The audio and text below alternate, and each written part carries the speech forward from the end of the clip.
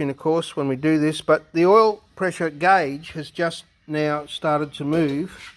Try and get out of the light. As I hit the starter button, which means that it's filled up everything down the bottom and has gone past the oil pressure gallery finally. There it goes.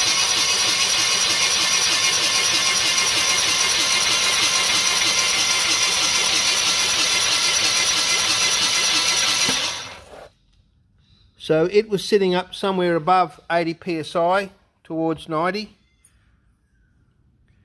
What we're aiming for here is when that pressure stays up for long enough. So now we know we've got oil pressure right around the system, and we're now waiting for oil to start running out of the rocker gear. I've got a little board made up here that we use for this process, and what we want is the oil flow down both rockers to go down through the pillow block into the top of the rockers, through the needle rollers, and pour out the end into these catch trays on both sides. If we do that, these are at the very end of the oil distribution system, and if we've got 80 plus pound oil pressure on the starter motor and a good oil flow out of all four rockers, we know now that we have the engine primed and ready to start. And we will do that again before we start it. We'll run it over with the plugs out until we know we've got oil pressure up. But that's the trap of the oil pressure light, you see.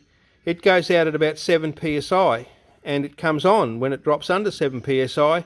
And people who keep running it and revving it, the engine, thinking, oh no, it's just a faulty switch. It may well be a faulty switch, but I tell you what, if it's not, you're sure doing some decent damage to the inside of the motor while you're at it. Now, well, here go again. We should see oil flowing out of here fairly soon. Here goes the oil pressure gauge again.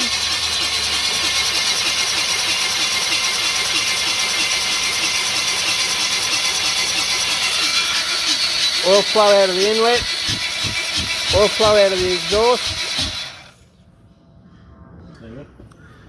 Now, the left-hand side of the engine is the last part to get oil pressure, and the first part technically therefore to lose oil pressure through the rockers. So this is the left hand side now. Hit the button, Andrew, we'll see what happens. It looks like it's just started to run out of there.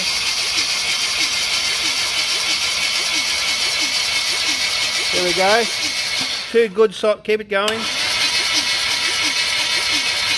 Two good solid straight streams of oil. Now that's what you should see on the starter motor on a new motor. We've got 80 plus psi on the gauge. That's good, excellent. That's pressure relief country up there. And we've got two very good streams of oil coming out of both rocker gear sets on each side of the engine. This is the last side to get oil and the first side to lose oil. The oil goes out of the front main bearing carrier, which is oil distribution central. That's the connector for the oil pressure gauge. It runs down along here into the back of the engine here into the rear main bearing carrier. So the main bearings get it first.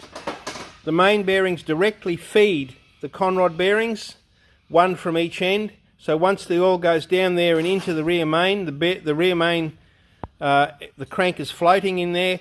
There's ports in there that then take it straight through an angle drilling into the bottom of the conrods, so into the journal where the conrods run. That happens on both sides, and as the pressure comes up, when it starts to feel resistance through the system, and those of you who watch these movies may remember that there's a transfer port in there that pressurizes then the little line up the top here. Sorry, that fuel line got in the way, along there, and the oil then runs down into here, down through here, lubricates the needle roller bearings in there and falls out in the bottom. In the process of that, it falls into the rocker cover, which is a bit like a sump, and it all gets splashed and thrashed around in there, lubricates the tips in here, burns a